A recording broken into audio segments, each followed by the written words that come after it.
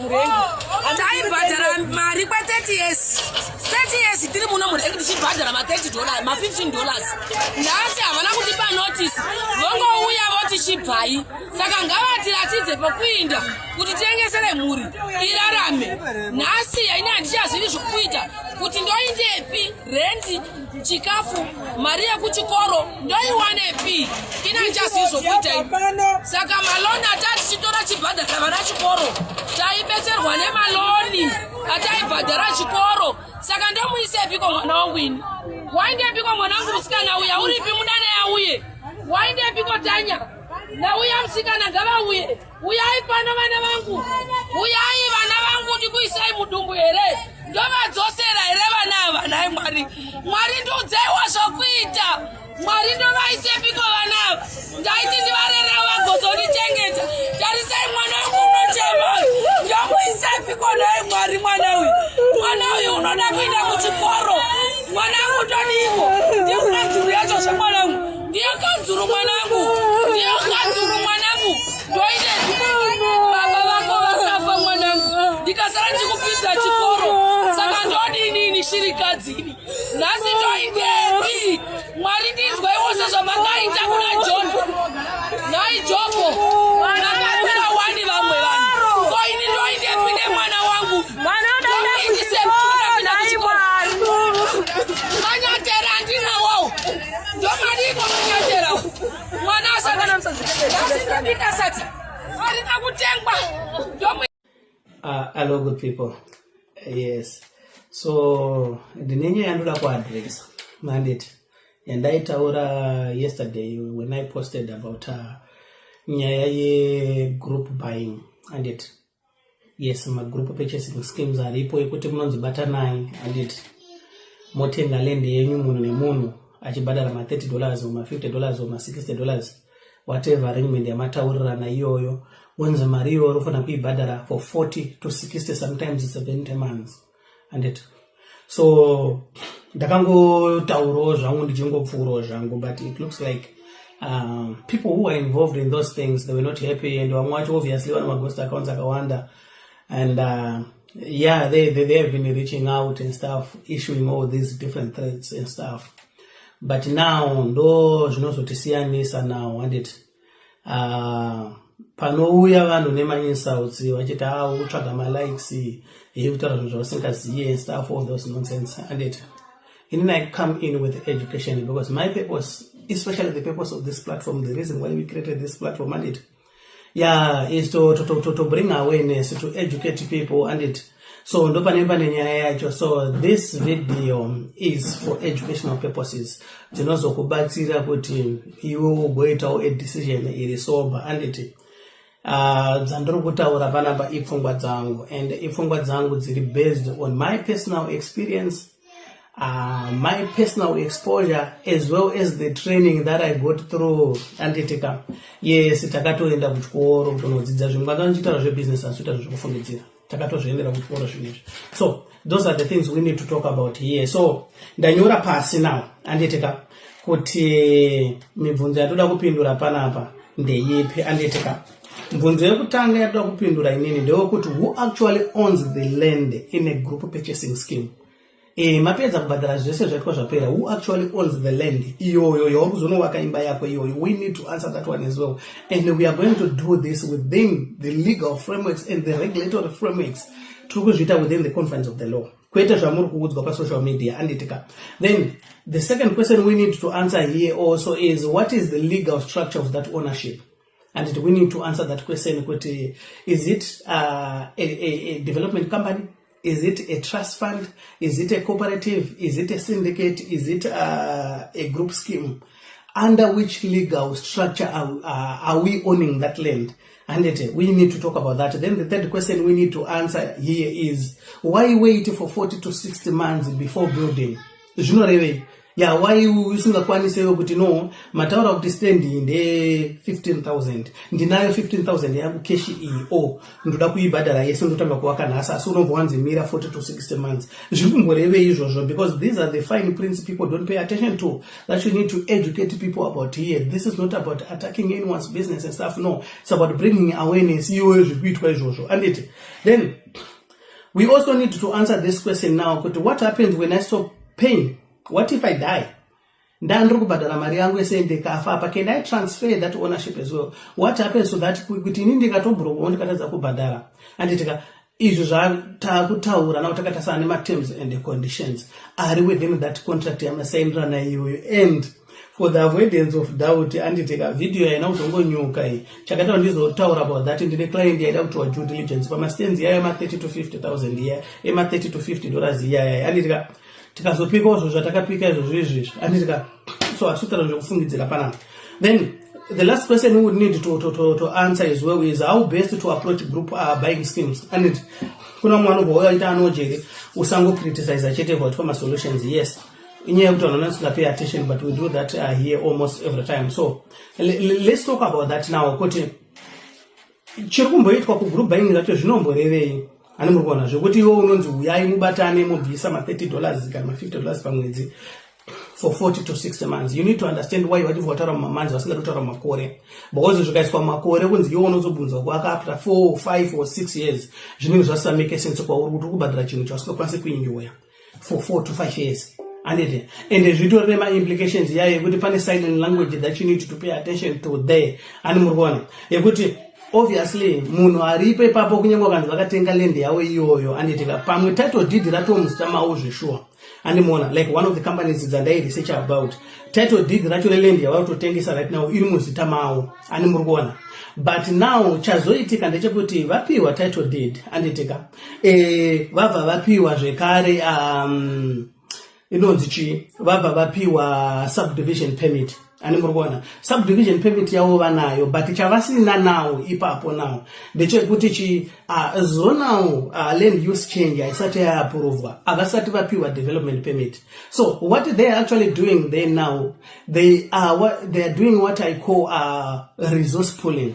So vanhu vari kuzouya vachinzi uyai mubhadhare ma$30 nema$50, what they are paying for is not the land, they are actually financing the development of that land. So nyaya ingoripo ndeyekuti iye munhu haana mari yekudevelopa that land, saka akushandisa mari yako iwewe. So what they are doing here is they are avoiding what I prefer to call in business financial exposure. That's exactly what they are avoiding, because iye haasi kushandisa mari yake, akushandisa mari yenyu imimi. So land ikawana vanhu kana kuti 1,000 kana 2,000 vari kubisa ma$50 or ma$30 per month vachizviita for 56 months, imari yavanokwanisa kutora iyoyo wochitanga nawo kuchidevelopa that land kuti vazosvika pakupiwa nawo inonzi chi, inonzi development permit anditika kana kuti ma-service ma-engineering service plans awo approve and stuff. So ukachizvitarisa nawo panotengwa malendi yaya ma$30-50 iyaya, munhu anototi ndakaita due diligence yangu, ndakarakidzwa title deed, ndakarakidzwa subdivision permit and stuff, but enda uchinobvunza development permit aibude, enda unobvunza zonal change use aribude futi certificate iroro, enda unobvunza about service approvals aribudi. Ani muri kuona vamwe vacho futi zvekare vasati vatomboone madiagram ari approved by the surveyor general, akutorina ina approved layout plan for that area iyoyo. So pane nyaya ndepapo zviri kuitwa surati asi pamutemo, zvitori pamutemo, because vanhu vari kungoshandisa a grey area iri within the law ani muri kuona to do that. Which brings me to my second question yekuti what is the legal structure of that ownership. Ipapo ndo pane nyaya, because iwo usati watenga iwo kuti muri kutenga muri group, you need to understand kuti okay ownership iyi tiri kuona land as a group here, kana kuti meme pa 300 square meters yangu iyoyo yandatenga yandiri kubhadhara iyoyi for 5-6 years dzacho idzodzo, am I going to get an individual title for that land or icharamba iri under a group? Then you also need to understand kuti is it under a trust fund, because zvinochiitika nawo ndezvekuti makambani aya nawo ka especially makambani emadeveloper vanobva varegister a trust. So panaipa nyaya muruva mauya muchinzi muri beneficiary, that agreement of say uya muri kusaina iyoyo ani murwana kana that contract ya muri kusaina kuti uchangochibhadhara mari yakati panguva yakati anditika iri kungokupa tinoti ma contractual rights, iri kukupa an allocation promise ani murikuona. So zvazvirongoreva ndezvekuti iwe we are not even in control of ma trustees. Autombozoti ma trustees acho ndanani, akaapendwa nani, who audits the trustees, okay, what is the scope of responsibility and powers of the trustees as well, because mfana kuti sachinechi kana vanhu vakaregister chinhu chavo chine ma trustees avo, ma trustees iye anogona kutora chikwereti vachishandisa land iyoyo because vagara kamadeeds ari muzita mavo anditika iyo kambani iyoyo, so they can easily do that now zvekuti vanogona kutora chikwereti vachishandisa land iyoyo, imimi mosara muchibhadhara land yakabatwa secollateral. And these are the things you will never find ukaseta due diligence yako as well. Ani murikuona. So pane nyaya ndepekuti imimi you cannot audit ma trustees aya. Anditika and amusikumboziya futi scope of powers and responsibility yema trustees aya. So ndo panozotanga kuchita yatinoti financial suicide ipapa. Asura kuti zvema $30-50 per degree zviri legal. No, technically it's legal and it's allowed at law whatever they're doing. But pane nyaya you need to understand these gray areas here. And then kana iri cooperative you need to understand kuti cooperative yakata yes. Donga pane munhu akaisa comment nezuro achiti no Jerry, you need to understand zvema group purchasing schemes zvakangofana kuti wajoiniswa chicooperative, and the government is full aware of that. Kuti no makambani ema-developer aya now ari kuzono-behave using the same criteria inoshandiswa nema-cooperative vachiwanda under a development scheme ye-group ownership. So chavasiri kuda kuregister as a housing cooperative now, which is now something the government looks at now. But no. Land baron achinja, achisiri muove tu uya. Achisiri chairman wako ya unoziya mdunu mako meme. Land baron rapfeka soto, raptaura chirungu, raptaura ma technical terms, ani murwana. So chingori chi land baron, chirutongo itika ipapa, ani murwana. But panempa nyaya ndepekuti also zonzwisisa as long as you don't understand the legal structure of that ownership. But yes, murukubhadhara muri 500, murukubhadhara muri 1000. But who actually owns that? What is the structure of that ownership? So can I cooperative obviously could behave as a cooperative, and this is now a case before the law. I can't mention the names now because they that all in contempt of court as well. Tutorial companies are developers before the courts right now because no, you are behaving like a cooperative. This is a cooperative scheme you are running here. Murungo one and group buying and stuff. This is definitely a cooperative. So kana matodaro makuta swanzi muno register ku Ministry of Women's Affairs ukwanditi, but iwo now vanenge vachiwanda nezvekuti aiwa vanhu vane ma-rights, vane ma-beneficial rights into this scheme of whatever we are doing, which is very wrong. And then mumwe mubvunzo watati zino toda kupindura isoso ndewekuti why 40 to 60 months? Kunzano land inozoibva kuti wabunzo utanga kuvaka ipapo. Obviously ukatara nawo reasoning yavanokupa ndeyekuti toda kumbogadzira ma-roads, toda kuisa masuwa and stuff. Chausuta pay attention to warungokutaurira chete kuti asati ane development permit, atisati tane servicing approval, atisati tane SG's diagram approval plan. Ani murikuona ndo zvarongedza kukuudza chete. So ukachizozvitarisa now, especially right now, why we need to talk about this, the government is very strict on compliance and vada kupukanya zvechiland baron, and zvechiland baron zvinouya maforms akawanda, zvinouya musubdeed, zvinouya munezvo zvemagroup izvozvi zvechiland baron futi ichochichi. Anditi so panenge pane nyaya, these are the things you need to pay attention to now. But okay, ndo zvarongedza kundiudza kuti no, I can't do this now, I can't build now. And kawaida kuona zvandikutaura chokwadi, taura whoever wamukudhila nayo makambani amukudhila nawo kuti no, inindire 15,000 yangu iyi and usida kumirira 40 months or to 60 months ndokutowaka right now. Vanokutaura kuti hazvigone, ndopaunosanga kuchudza kuti hapana chakati nechakati. So whatever you are doing there, yes, the title is there, yes, the subdivision permit is there, but you need to understand one thing, kuti subdivision permit ingori chi approval kana license to subdivide kuti vacheke kuita ma-stands. But now, this is where we need to get practical, people. We don't need to be emotional about this one here. Land yese iri kutengeswa anditika muma areas anana noto nenya bila chivero chichima land yayo. You need to appreciate one thing. Land idzodzo dzakanga dziri ma commercial farms. So pane inonzi economic zone iri under the regional town and rural planning act. Inotaura kuti maland yayo yanofana kuitwa ma certain approvals paitwe inonzi chi land use change. So kuzochinja maland iyayo achiitwa ema residential areas now ndo pari kuzoita makambani ehado now. That's why vari kuti we need the 40 to 60 months. They want to buy time ani muri kuona obviously pane nyaya dzekuti license iroro asati rabuda rekuti panhu apa paakutobvumidzwa kuita sei kuita zvamurida kuita izvozvo. So whatever you are doing, kana usina kutoburitsirwa this permit yandiri kutaura iyoyo yeland use iyo kuti no vakatenderwa kuchinja land use from an agricultural land to a residential land, kana pasina that permit iyoyo kubva kukanzuro andite ibva maziva kuti mukujoiniswa zvigure. Izvi ndozvo zvatokwanisa kutaura pasina kupoterana izvozvo, because munhu ari kutora risk iyoyo, ende risk yemari yeloss yemari iri kuitwa kwauri iwewe, because mari yashanda ndeyenyu. Muri 1000, muri 2000, muri 5000, vanhu vari kubvisa $30 $50 ani muri kuona. So kunyange zvikanzi mapermits aya anozobuda anyura ndimi. Then we also need to talk about something. I said we need to be practical in this discussion as well. You need to understand why $30. Muharare mekuti mastands anoita from $15,000 to $100,000 anditi. Why $30? $30 inobva yaita inobvisa that barrier to entrance yekuita land ownership. And ukachitarisa kuti vanhu vari very appetized nekuti ndiri kukwanisa kutoita stand ndikibvisa $30 itype ipi yevanhu. Let's go back to demographics dzenyika anditi and the distribution of wealth in our country. Munhu chete anobelieva kuti anogona kutenga stand nema$30 munhu wekuti iye haana mari, vanhu marombo.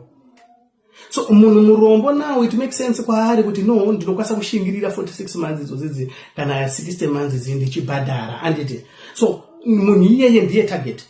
Ende ndozvo zvinofanira kuziya. Chiskimi chachiri kutageta munhu ane mari, because munhu ane mari anoziva kuti zvimake sense izvo. And but chatageta varombo. Why varombo? We need to talk about that.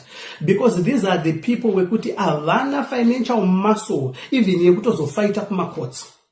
Whatever happens pakati apa. Haana financial muscle kuti yo munhu ari kutenga land ye$30 ofunga anokwanisa kuzoafford malawyer and stuff. Ndo manyuriro anoita vanhu iyayo. That's why it's actually deliberate. Kutoita prices iyaya now. It's all a strategy. People know what they are doing and they know the kind of people they are doing. And ukataura kuti vanhu vanotarget kwa iwawo ndo vanhu vapi, ndo vanhu vasina due diligence. Because munhu anotenga stand $30 haatokwanisa kuafford lawyer. Kuti lawyer imbonditasira zvakachenera izvo nestaff anditika nekuita due diligence yese staff kwaari atozvigone, because ari kuti inini ndatenga land ne$30 saka lawyer rinozoti kuda 500 kana 600 kuti ndindichekere zvinhu zvakamira so nenda todhurirwa. So ndo vanhu vari kutargetwa iwo kuti no matter what happens pakati apa vanhu vava havana financial muscle to cover the legal costs anditi. Legal cost elende anodhura and it takes time. I'll give you an example. Ndofunga nezuro makanzwa ndichimention about the Fugari estate. Yana Fugari yepa White Cliff. Anibona. Pavakatorerwa land iya ane hurumende 2005 pachitwa zvegarika ifanani kuhle. Hurumende yakangotora vanhu vakapwanyirwa nemuramba chena kuchingono wagadzika ipapo pa program yegarika ifanani kuhle. Ana Fugari vakawatora kuendesa kucourt. Mukatiswa 2005 kusvika gore rino rimuna May. Do your research. Gore rino muna May ndo pazowirirana nejudgment yapiwa nawo ku High Court kuti no ana Fugari ofana kubhadharwa $44 million and hurumende yakabva yagamuchira. This is a legal battle that has been taking place for the last 21 years. Vangane vanhu vari kubhadhara $30 vanokwanisa kuendesa hurumende kukoti kana kuendesa makambani ekukoti for 20 years, because nyaya dzeland dzinotora time. They look at a lot of things, saka it takes time.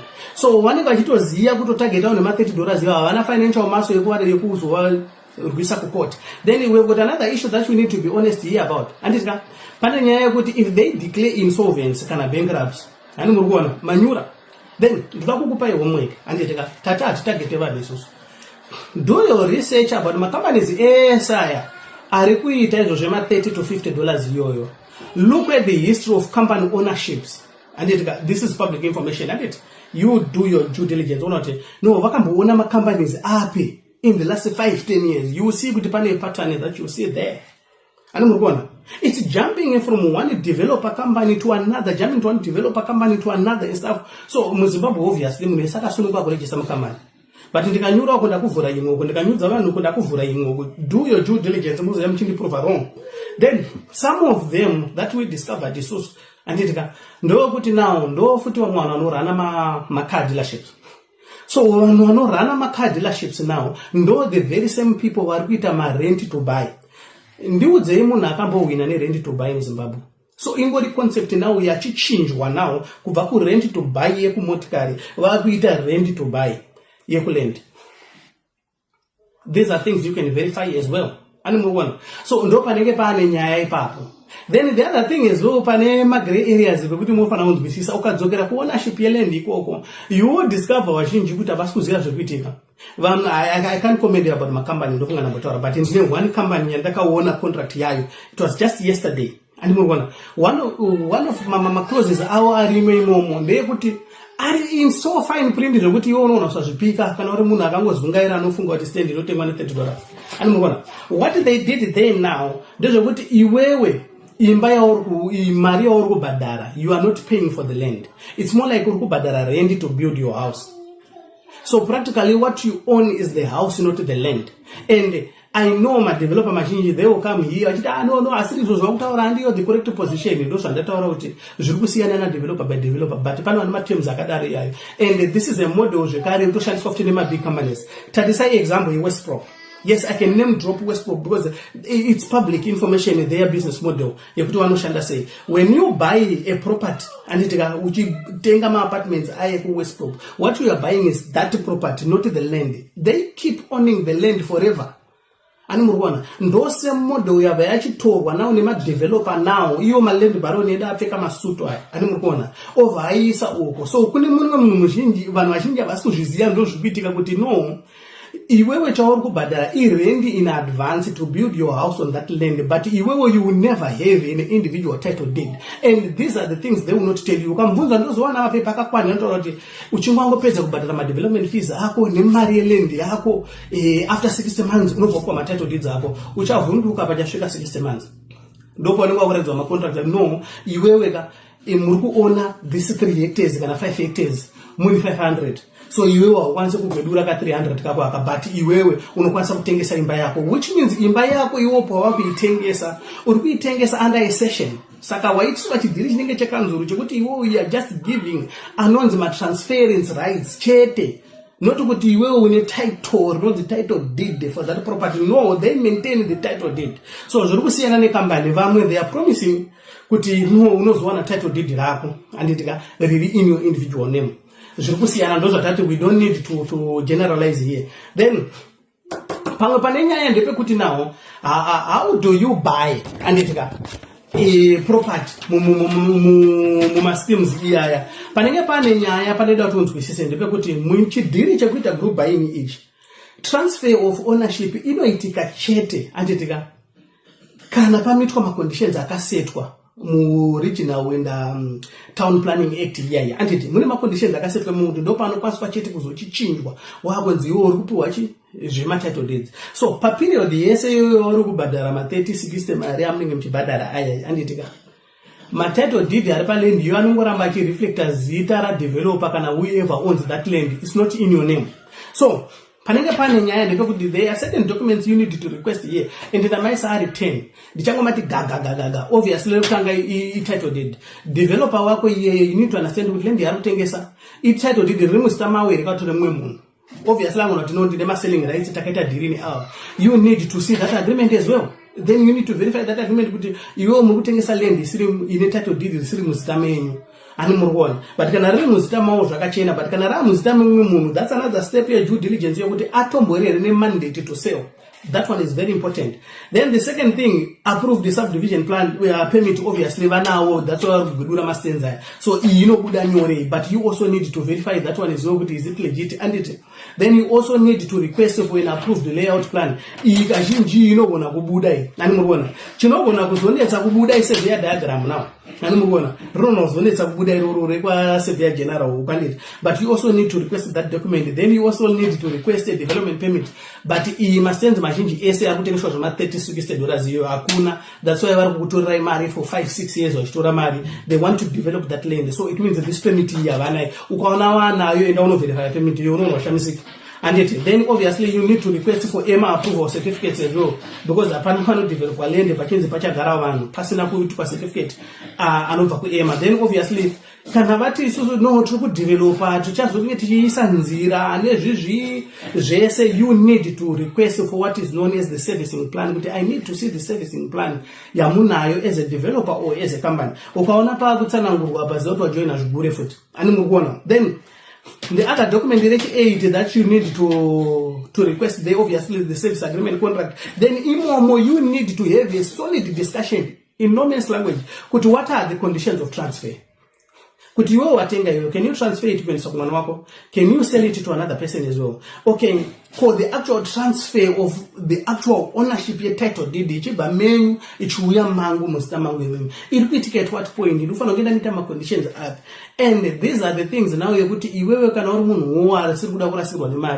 need a conveyancer up. And you need a lawyer.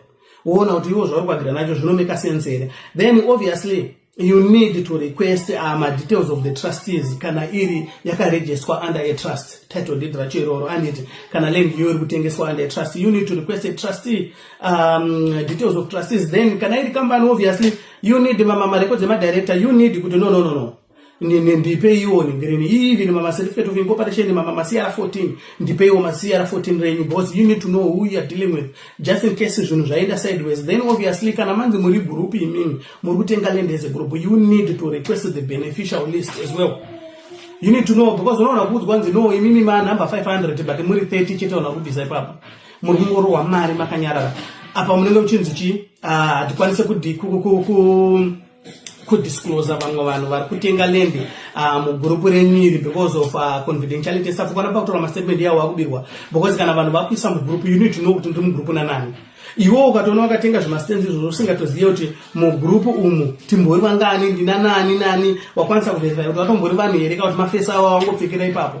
Unoona there is a lot of due diligence inodiwa, but the reason why it is becoming so popular now and it ndezvekuti zvakuita ngelende yachipa, lende yakutengwa ne$30 bozi munhu anoita $30 ndongwavha ndoiwana chi kupera kwemwedzi inoenda ibata. But panemba nenyaya get to understand the terms of the contracts, the legal structure as well of that ownership. Then uchiona ma terms and conditions iya yakakosha now, because ucha defaulta kana uchajamba mwedzi 1 pamwe materms enyaya kuti chi ukatadza kubhadhara 2 months, ukatadza kubhadhara 3 months or 6 months, alright ko kana ndabhadhara inini 45 months ndobva ndazonzi ini ndaremara ndichakwanisa kuenda kubasa, pane zvangoitikawo muupenyu handichagona kubhadhara, what will happen? Ndinowana mari yangu here? Kana iri kubatwa percentage yakaita sei? What are the terms there? Okay, can I transfer ownership or beneficial rights as well?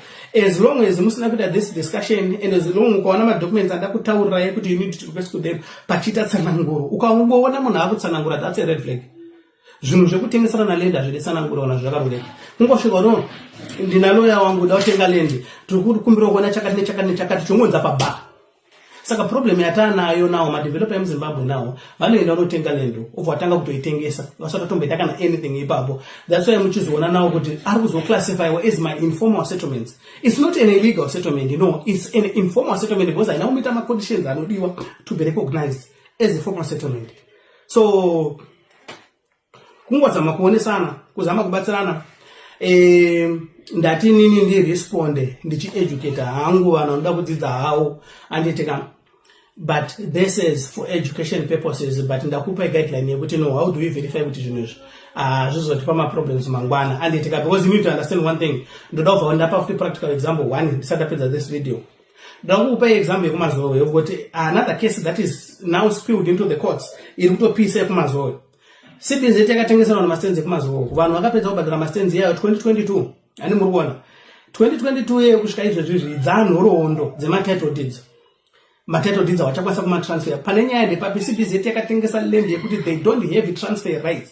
So mazowe RDC now ndo yatoestablish kwavari because vanhu vakatengesa land yavasina matransfer rights. Paperwork yese imwese ingaitwa, but pane nyaya ndekuti do they have that mandate to transfer ownership kuzoenza mu individual name rako. So kana muchiona kuti even mabanks akuita maproblems yayo, ma-established development companies akuita maproblems yayo, what more of yenyu achangonyuka? And do your due diligence. What does know? How long has this company been operating? Okay, my areas are actually developed in that. Just do your due diligence. If you see a pattern here with some of the directors there, they've owned 5 or 6 development companies and actually some stands in the end. Uchachema anditeka kana zvese zvaitwa zvapera anditeka kuzama kubatsirana, kuzama kuonesana, this is for educating the masses anditeka patinotukwa isusu tinouya needucation ndo zvinotisiyanisa handiti hatiyozongoisa uta strangers on the internet, but we come to educate people so that we make informed decision. Ukana munhu akuita decision yotada kutenga stand kana imba, it has taken him or her a very long period of time of saving, so we need to respect that sacrifices are kuitwa nemaZimbabweans. But panyaya yekuti unowana comfort yekuti no takawanda hatizobirwe, no pangori nyaya ndepekuti muchachema makawanda ndo pane musiyano. Mafanano anhu okuti vaenda papa vari kuprotesta muroad ane muchitemba kuti tiri 5,000 to 6,000, mapurisa kana akuya anongomwaya mvura nekurova munhu wese awana basa kuti makawanda zvakaita sei. So don't find comfort in numbers, do your individual due diligence. Ukadaro zvinogona kukubatsira wozorega kuti no chi midzimu yandirasa handitika mwari wakuitirei zvakanaka. God bless you. taibhadhara mari kwa30 years tiri muno murengi tichibhadhara ma$30 ma$15. nhasi havana kutipa notice, vongouya votichibvai. Saka ngavatiratidze pokuinda kuti tiengesere mhuri irarame.